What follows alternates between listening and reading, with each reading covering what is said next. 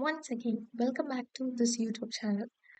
ഇന്നത്തെ വീഡിയോയിൽ നമ്മൾ ഡിസ്കസ് ചെയ്യാൻ പോകുന്നത് പവർ ഫിനാൻസ് കോർപ്പറേഷൻ ലിമിറ്റഡിന്റെ ഫണ്ടമെന്റൽ അനാലിസിസും ടെക്നിക്കൽ അനാലിസിസുമാണ്. അനാലിസിസിലോട്ട് കടക്കുന്നതിന് മുന്നേ ഇതൊരു എഡ്യൂക്കേഷണൽ പർപ്പസിന് വേണ്ടിയിട്ടുള്ള വീഡിയോ ആണ്. ഇതൊരു റെക്കമെൻഡേഷൻ ആയിട്ട് ആരും കൺസിഡർ ചെയ്യരുത്.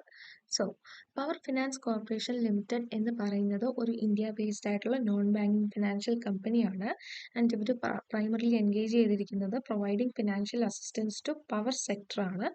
അതുപോലെ company offers consultancy and advisory services in financial, regulatory and capacity building. Also company subsidiaries include REC limited and PFC consulting limited. ഇതാണ് പവർ ഫിനാൻസ് കോർപ്പറേഷൻ ലിമിറ്റഡിന്റെ ഒരു ബ്രീഫ് ഇൻട്രൊഡക്ഷൻ എന്ന് പറയുന്നത്. നെക്സ്റ്റ് നമുക്ക് ഫണ്ടമെന്റൽ അനാലിസിസിലോട്ട് കിടക്കാം. അതിന് വേണ്ടിയിട്ട് നമ്മൾ സ്ക്രീനർ ആണ് യൂസ് ചെയ്യുന്നത്. ഇതിൻ്റെ അകത്ത് നോക്കിയാൽ അറിയാം, കറണ്ട് പ്രൈസ് എന്ന് പറയുന്നത് 437 ആണ്. അതുപോലെ ഹയസ്റ്റ് പ്രൈസ് വന്നിരിക്കുന്നത് 486, ലോവസ്റ്റ് പ്രൈസ് വന്നിരിക്കുന്നത് 130 ആണ്.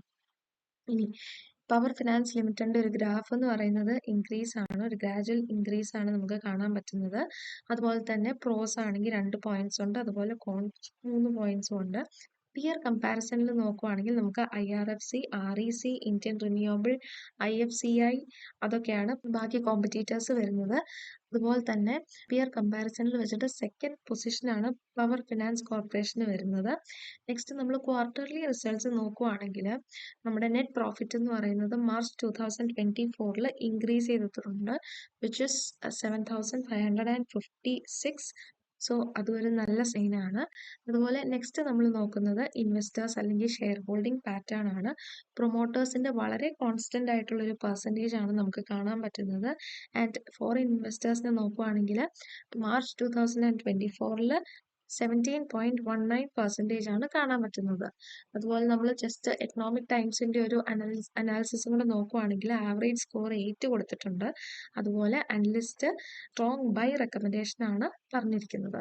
നെക്സ്റ്റ് നമ്മൾ നോക്കുമ്പോൾ ടെക്നിക്കൽ അനാലിസിസ് ആണ്. അതിനുവേണ്ടി നമ്മൾ കാൻഡിൽ സ്റ്റിക് ചാർട്ട്, ഇതൊരു ഡെയിലി ചാർട്ടാണ് പവർ ഫിനാൻസ് കോർപ്പറേഷൻ ലിമിറ്റഡിന്റെ. ഇതിൻ്റെ അകത്ത് നോക്കുവാണെങ്കിൽ നമുക്ക് വളരെ കാലം മുമ്പ് തന്നെ, അതായത് മെനി ഇയേഴ്സ് ബാക്ക് തന്നെ നമുക്ക് ഈ ഒരു കോൺസ്റ്റന്റ് ഫേസിൽ നിൽക്കുന്നതായിട്ട് കാണാം.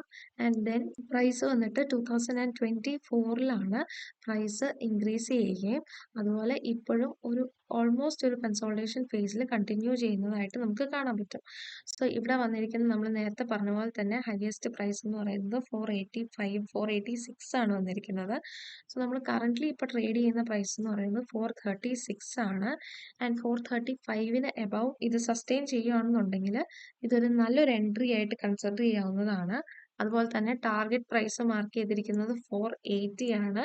അതുപോലെ പ്രൈസ് ഡിക്രീസ് ചെയ്ത് 380 വരുവാണെങ്കിൽ സ്റ്റോപ്പ് ലോസ് വെച്ചിട്ട് നമുക്ക് മാർക്കറ്റിൽ നിന്ന് എക്സിറ്റ് ചെയ്യാവുന്നതാണ്. ഇതൊക്കെയാണ് പവർ ഫിനാൻസ് കോർപ്പറേഷനെ പറ്റിയുള്ള ഒരു video. Stay tuned for more videos. Thank you.